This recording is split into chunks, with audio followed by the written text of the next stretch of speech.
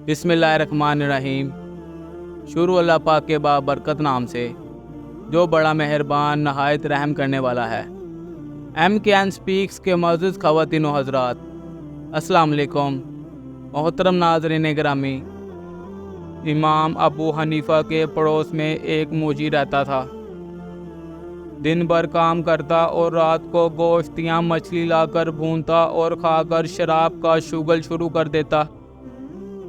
जब सरूर आता तो नींद आने तक ये शेर बुलंद आवाज़ में गाता रहता। उन्होंने मुझे ज़ाया कर दिया और किसी जवान को ज़ाया किया जो मुसीबत के दिन और सरहद की हिफाजत में काम आता। इमाम अबू हनीफ़ा सारी रात नमाज पढ़ते थे। कई रातों तक इसकी आवाज़ ना आई तो लोगों से इसके बारे में दरियाफ्त किया। मालूम हुआ कि इसे पुलिस ले गई है और वो जेल में है। इमाम साहब फजर की नमाज पढ़ाकर अपने खच्चर पर गवर्नर के पास पहुँचे। अमीर को मालूम हुआ तो इसने कहा कि इन्हें सवार हालत में ही अंदर आने दो और जब खच्चर फर्श पर आ जाए तब वो उतरे। गवर्नर ने एजाज़ के साथ इनका इस्तकबाल किया और तशरीफ़ आवरी की वजह पूछी। इमाम अबू हनीफ़ा फरमाने लगे कि मेरे एक पड़ोसी को पुलिस ने गिरफ़्तार कर लिया है, आप इसे रिहा फरमा दे। गवर्नर ने कहा, ना सिर्फ वो बल्कि इस रात में आज तक जितने लोग गिरफ़्तार हुए हैं मैं इन सब की रिहाई का हुक्म देता हूँ। इमाम अबू हनीफ़ा अपने खच्चर पर वापस हुए।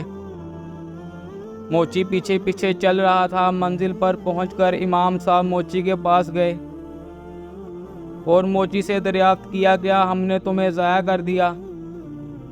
इसने जवाब दिया, नहीं, बल्कि हिफाजत की और पड़ोसी का हक अदा किया है। अल्लाह आपको जज़ाए खैर दे। और इसी वक्त मोची ने तौबा कर ली और अपनी ज़िंदगी बदल दी। मुफलिस व कंगाल फ़कीर। एक फ़कीर बहुत मुफलिस और कंगाल होता है। इसकी दुआ अल्लाह ताला से यही थी कि तूने मुझे बग़ैर मुशक्क़त के पैदा किया है, इसी तरह बग़ैर मुशक्क़त के मुझे रोज़ी भी दे। और मुसलसल यही मांगा करता था। अल्लाह ताला ने इसकी दुआ कबूल फरमाई और इसे ख्वाब आया कि तू रद्दी वाले की दुकान पर जा, वहाँ बोसीदा कागज़ों में तुझे एक कागज़ मिलेगा, इसे ले और तन्हाई में पढ़। सुबह उठकर वो रद्दी की दुकान पर गया। रद्दी में से वो तहरीर तलाश करने लगा। थोड़ी देर बाद वो गंजनामा इसके सामने आ गया जो इसे ख्वाब में नज़र आया था। इसने वो कागज़ दुकानदार से लिया। तन्हाई में इस कागज़ को पढ़ा। इस पर्चे में तहरीर था कि शहर से पार एक मज़ार है, इधर ही खजाना दफन है। मज़ार की तरफ पुश्त और मुंह किबला की तरफ करके तीर को कमान में रख।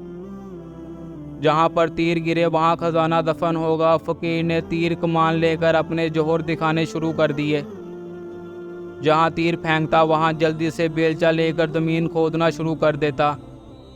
फ़कीर और बेलचा दोनों थक चुके थे मगर ख़जाने का नामो निशान भी ना मिला। वो रोज़ाना इसी तरह तीर फेंकता। जिस जगह तीर गिरता इसे खोदता मगर ख़जाना ना मिलता।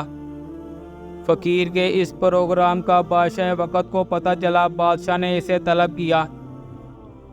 इसने सारी कहानी बादशाह को सुनाई और कहने लगा, जब से ख़जाने का पता पाया है तलाश में हूँ, ख़जाना तो ना मिला। सख्त तकलीफ़ और मुशक्क़त मेरा मुकद्दर बन गई है। बादशाह ने फ़कीर से वो गंजनामा ले लिया। ख़जाना पाने के लिए बादशाह ने भी तीर चलाने शुरू कर दिए। 6 माह तक बादशाह भी तीर चलाता रहा मगर कुछ हाथ ना आया। बादशाह सलामत भी ना उम्मीद होकर वो गंजनामा फ़कीर को वापस कर दिया। फ़कीर ने फिर से अल्लाह ताला की तरफ रजू किया और आज़ी के साथ दुआ मांगने लगा कि ए अल्लाह ताला, मेरी समझ से ये चीज़ बालातर है, मैं राज को ना पा सका। तो खुद ही कमाल मेहरबानी से इसे हल कर दे और मुझे ख़जाने तक पहुंचा दे। जब वो आजिज़ होकर बारगाह इलाही में सच्चे दिल से गिर पड़ा तो आवाज़ आई, मैंने तुझे तीर को कमान में रखने को कहा था, तुझे तीर चलाने और कमालात दिखाने का नहीं कहा था। ख़जाना तेरे पास था, तेरे करीब था, तू तीर अंदाजी के सफ़र में इससे दूर होता गया। खुदा की ज़ात को अपने अंदर अपने दिल में तलाश कर जो शायरग से भी करीब तर है। अपने मन में डूब जा खजाने तक पहुंच जाएगा। लीमू के 14 करिश्मे। लीमू गर्मियों में अपने खट्टे रस की बदौलत पाकिस्तान और दीगर ममालिक में बहुत ज़्यादा इस्तेमाल होने वाला फल है, मगर ये फल खाने या पीने से हटकर भी रोज़मर्रा ज़िंदगी में इंसान की बहुत मदद कर सकता है। दर हकीकत ये तुर्श फल ख़ास तौर पर खतून खाना को घर में पसंदीदा शख्सियत बना देने की सलाहियत रखता है। लीमू के चंद ऐसे हैरत अंगेज़ फ़ायदे पेशे खिदमत हैं। कीड़े बावर्ची खाने से दूर रहें। अब आपको महंगे स्प्रे की ज़रूरत नहीं जो चूंटियों को बावर्ची खाने से भगा सके। सबसे पहले तो नींबू का अरक कुछ मिकदार में फर्श और दहलीज़ों के मकाम पर और खिड़कियों पर छिड़क दें। इसके बाद इसे किसी सुराख या दरार में इस अरक को डालें जहां से चूंटियां आती हैं। आखिर में नींबू के छिलके के छोटे टुकड़े करके बैरूनी दरवाजे के गिर्द रख दें। सबसे पहले 4 नींबू का अरक छिलकों समेत 2 लीटर पानी में मिक्स करें और फिर फर्श को इससे धो लें। आप खुद लाल बेगों को वहां से भागते हुए देखेंगे।